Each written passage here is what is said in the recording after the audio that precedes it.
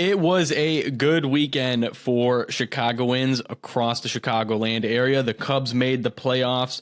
The Blackhawks season is slowly ramping up here with the exhibitions starting tonight.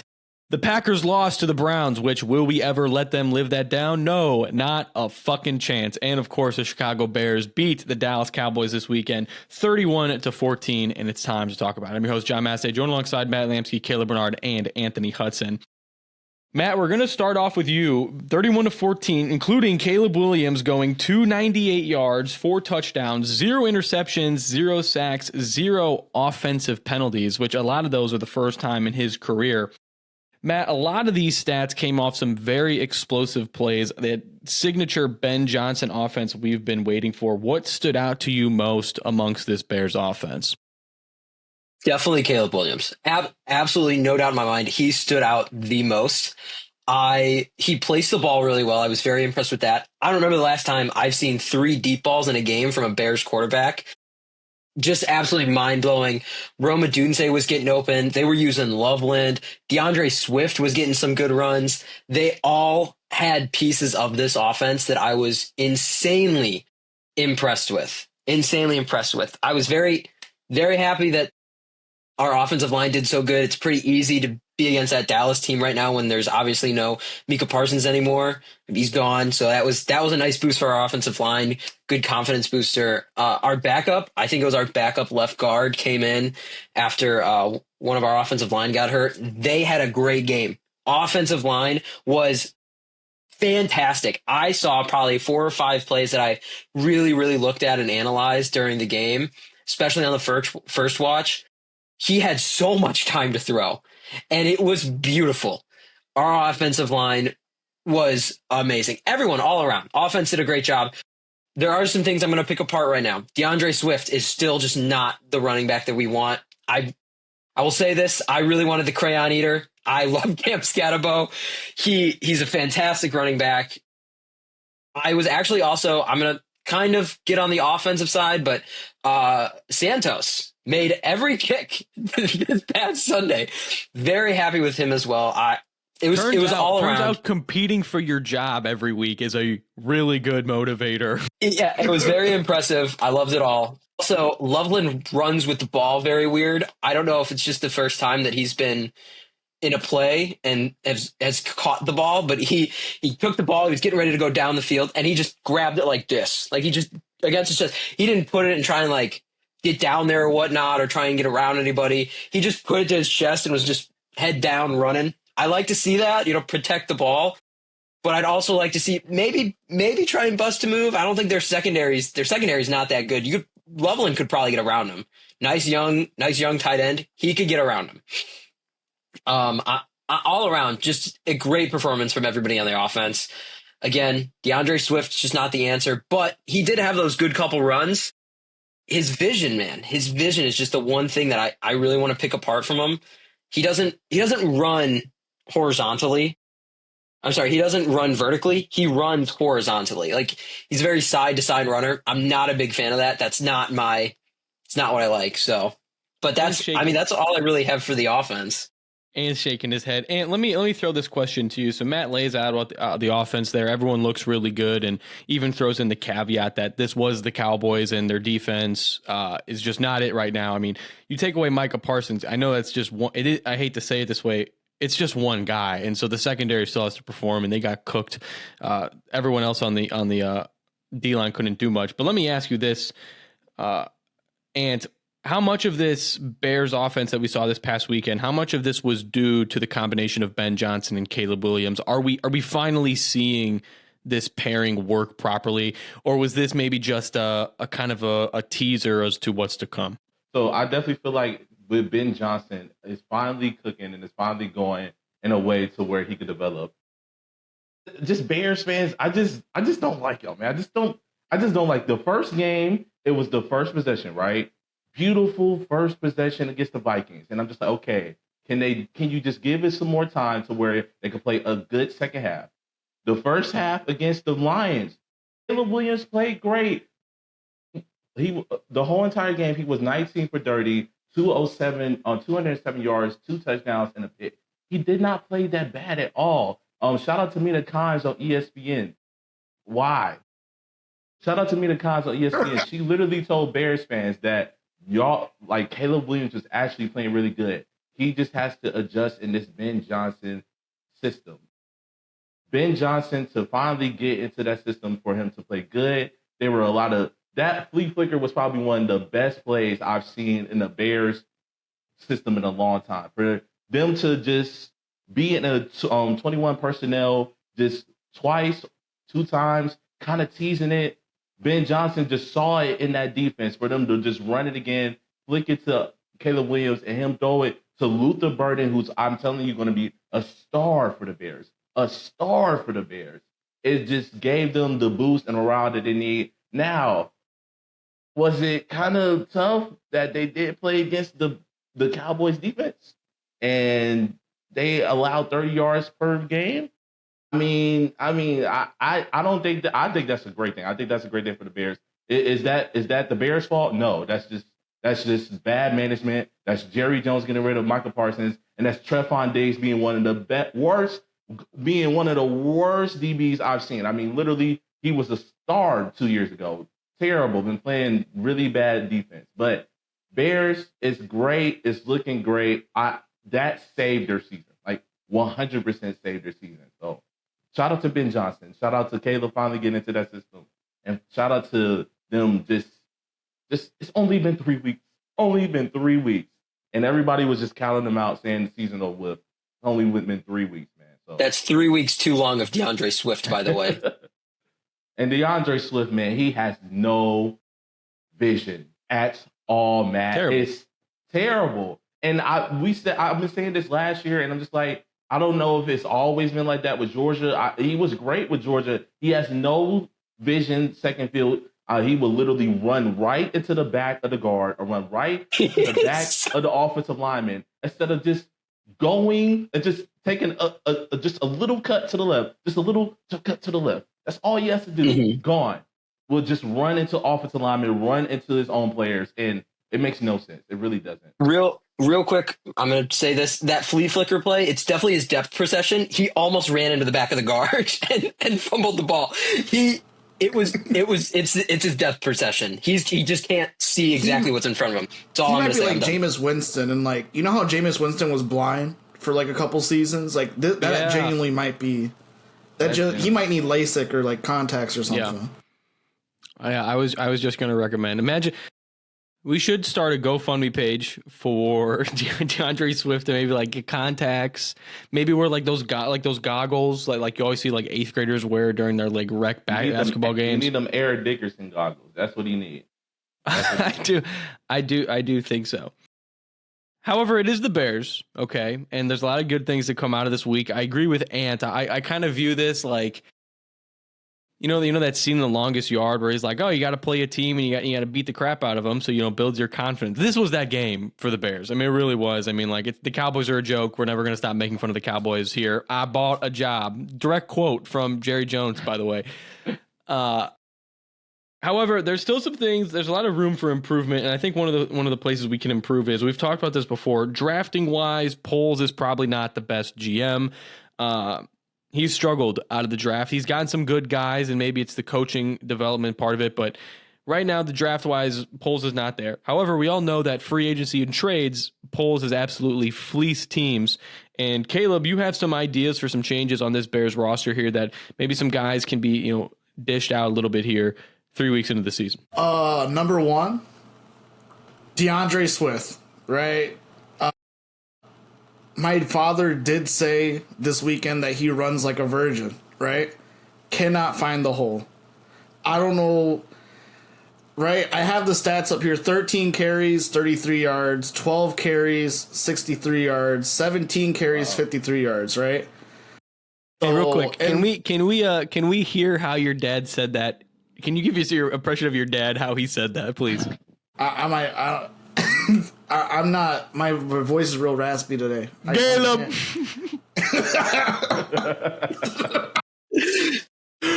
So anyway, he's not really fast. Like Matt said, he runs laterally. Doesn't have a motor. Doesn't keep churning his legs when he's touched. He kind of just gives up on the play. And when Ben Johnson goes from David Montgomery and Jahmyr Gibbs to DeAndre Swift, he's definitely going to look for a replacement. Right now he's using I don't know how to say dude's name. The other running back, the one that his name ends with an I. It starts with a D. I can't remember his name. It's an African name. I swear to God, I can't say it without butchering it. But he performed a lot better than Swift, so he might take the reins right now. But I swear DeAndre is going to be demoted or maybe even shipped off. Are you talking about Manangai? Oh, yeah. This man said his name starts with a D. Starts with an M, Caleb. You ever see those videos of, it's like the Middle Eastern, like, I don't know what the theme song, I guess, of Middle Eastern. It's like a picture of like Jerry Jones. We should do that with DeAndre Swift. What a nation of adoration. Yeah. Number 2, right? DJ Moore. 16 targets, 12 receptions. Get him out of here. 1 touchdown. Rome feels like wide receiver 1. Yeah. Luther is developing nicely. You can't say that after 3 games. People are calling Caleb Williams a bust after 1. People are calling Caleb Williams a bust after 1 game. So after 3 games, I feel like that's good enough. Yeah. So after 3 games, right? There's nothing wrong with DJ. It's just maybe he's not a Ben Johnson guy. I don't know. Besides, we have questions to answer on defense. Our star cornerback is injured. I'm pretty sure the season's over for us anyway, so we're playing with house money. Let's see. Was DJ ever number 1? For sure. I'm gonna go that Yeah. far. I mean, when he first got here, he was when he was playing with Fields. I mean, who else did we have at the time? Mooney? Guy from the stands. I think Keenan Allen was there. Well, no. I mean, answer the question. I mean, I'm curious on who. He literally was forced to be number 1. I don't think. I see. I don't think he's. No, I see what you're saying. Number 1 guy. I see what you're saying. I see what you're saying. He's never had to compete for that job. Yeah. All right. I get you now. Yeah, I agree with that. All right, and the last player, right? It's not that he was Darnell. It's not that he was. It's not that he was wide receiver 1. It's that he was never. There was never a wide receiver 2 or 3. Go ahead, Caleb. Say it. Get this Darnell Wright podcast, bro. Darnell Wright. No, listen, right? Hate him. Amazing pass blocker. Good run blocker. Only gave up 1 sack on his hands. The penalties, though.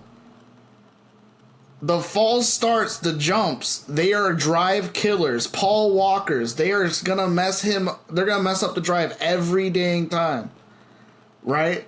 I'm not saying he's on the block, but I'd be looking at him right now like, yo, we're at week 4. If you keep jumping, you're gonna go to trampoline park. This is not the place for you if you're gonna keep false starting like this. Ryan I wouldn't Poles trade worked him, so but I'm just saying. hard to build our offensive line through free agency. He's not drafting the right guys, whatever, extensions, putting faith. And Caleb wants to take the one guy who has like the least amount of sacks on the team and ship him to Toronto. No, I'm not shipping him. I didn't say trade him. I'd be looking at him right now like, yo, he's on the hot seat. For what? What is on the I'm not cutting him. Cut him? I'm not cutting him, but like, I don't know. Maybe you need to get better a patience test or something. China. I don't know. Maybe get his hearing checked, because clearly he's hearing something and jumping 6 penalties in 3 games. And can attest to this. It's very hard for an offensive lineman to not commit penalties when that defensive guy, like it's hard. It's hard to like keep him at bay sometimes. When he's busting through you, sometimes you do have a holding. Basically every play, they could call a holding on every play of an awesome offensive lineman if they wanted to. They could. They absolutely could. That's why it's such a cherry-picked flag. And the development, oh my goodness, just stutter. The development of offensive line is different from like a skills guy or something like that. Like you can't like say that he's gonna be that X factor big guy. You don't know if an offensive lineman is an X factor big guy until they're like years down the line. If I'm being honest, unless you're like a Quentin Nelson type deal, like he's drafted number 1, he's first round, he's great. You don't really see it. You see it develop. So for you to say right on the block, it's just like those are penalties that are making mistakes. Those are drive killers. But I don't know if he necessarily is on a block, Caleb. Like it's just I'm not. more I time didn't. to develop. I personally wouldn't trade right? him. I'm just saying. It's concerning to watch. It's concerning to watch, especially as a fan. Yeah, but this game against the Cowboys, this is the first time, no sacks allowed, no offensive penalties. So like very clearly it's in the cards for everyone to not have this. And also, I mean, Ant, you can correct me on this if I'm wrong or if but like people don't consider this like, oh, Caleb Williams is learning a new offense. The wide receivers are learning new offense. The offensive line have to play in that offense too. The way they attack the defensive linemen and defend is cohesive to how we play results, right? Which way are we pushing these guys? Who are we covering for?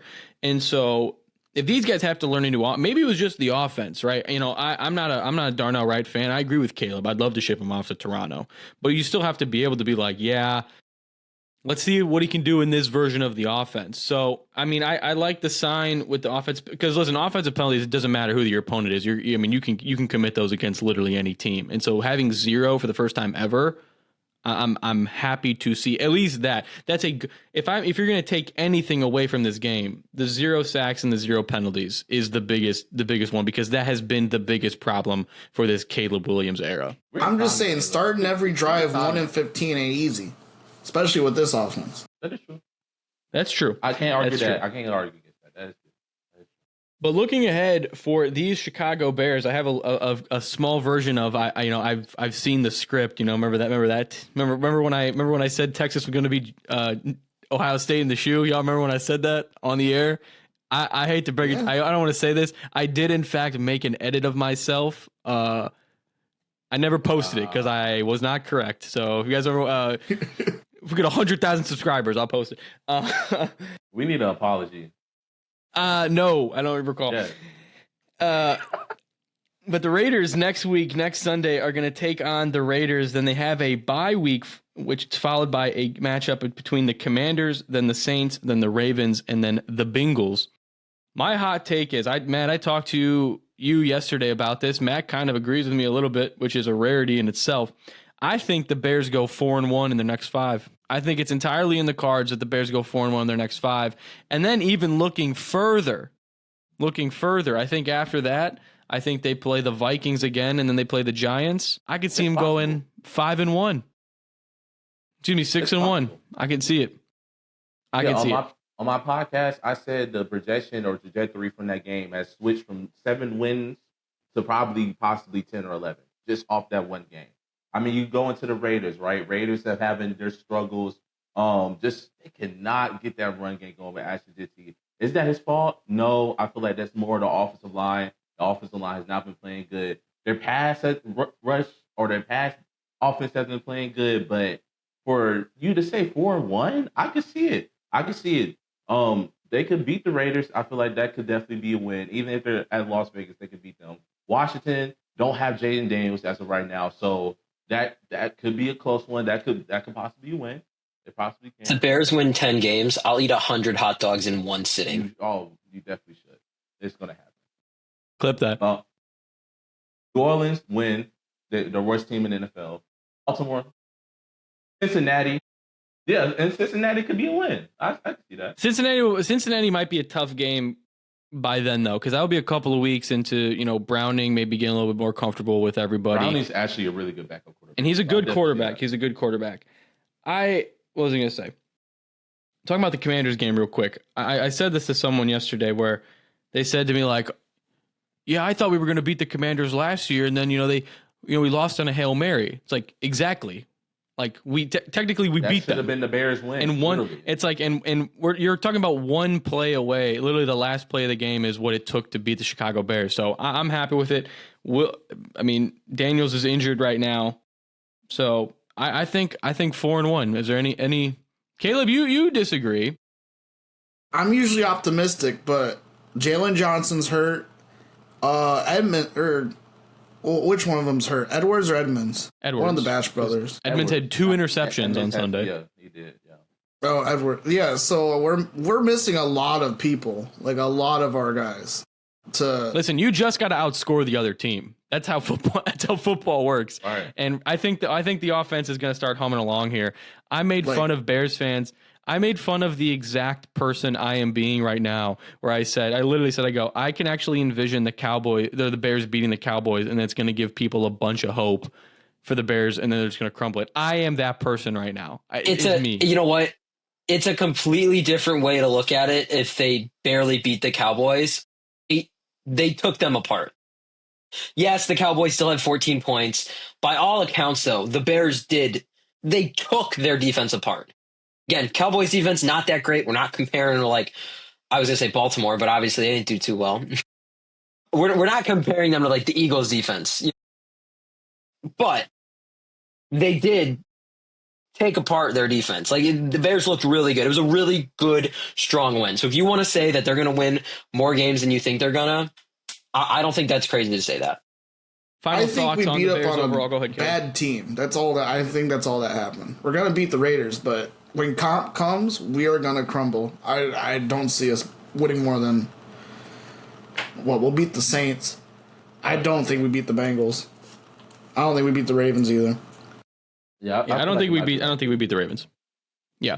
And final thoughts on the Bears before we kick things off here. I feel like it'll be like 2-3 if I'm really being honest. Only because Raiders, Max Crosby. I mean, you got to think about their pass rush. Cincinnati with Henderson. I say 2-3 wins because it's just a little skeptical. Like, it's the Bears, man. It's always like it should be 4-1, but it's the Bears, man. So I say 2-3 wins in this 5-game stretch. Well, they got to start on Sunday against the Raiders. Game at 3:25 Central Standard Time. We're going to be watching it. We're going to be feeling the pain if Max Crosby cuts Caleb Williams in half. And we'll be back next week to talk about the Bears.